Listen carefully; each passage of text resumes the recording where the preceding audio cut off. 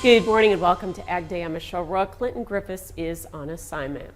This week's USDA crop progress and conditions report reflected some of the extreme heat and adverse weather farmers have been facing this season. For example, in Nebraska, the corn crop was rated 64% good to excellent, down 4% from last week and off of the 82% rating a year ago. Soybeans didn't fare any better at only 62% good to excellent, down 6% on the week and down 21% from 2021. Farmers there tell me they're trying to stay positive about crop prospects, but no yields will be off of 2021.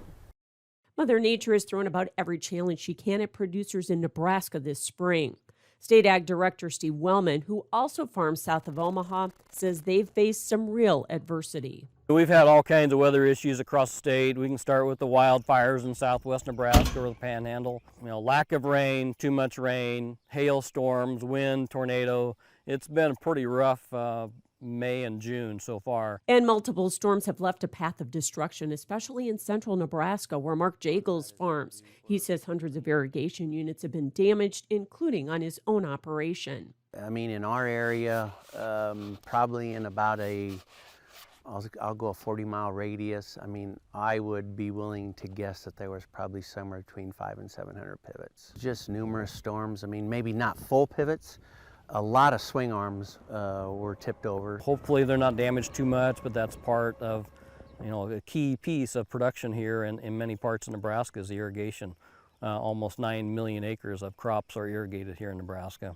However, Jagels says some of those pivots may not get fully repaired in time for the prime irrigation season.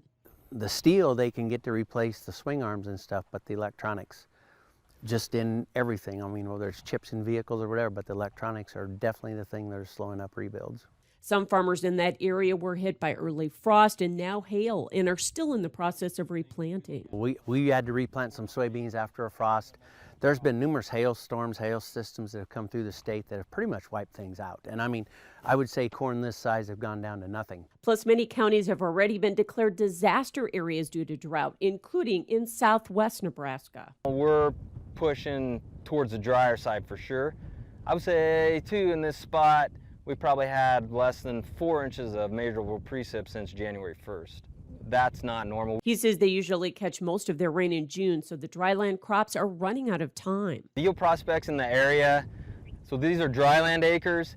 If we don't catch some rain in the next 30 days for our dryland corn and soybeans and grain sorghum, which would cover the majority of the dryland acres around here, we'll zero them out.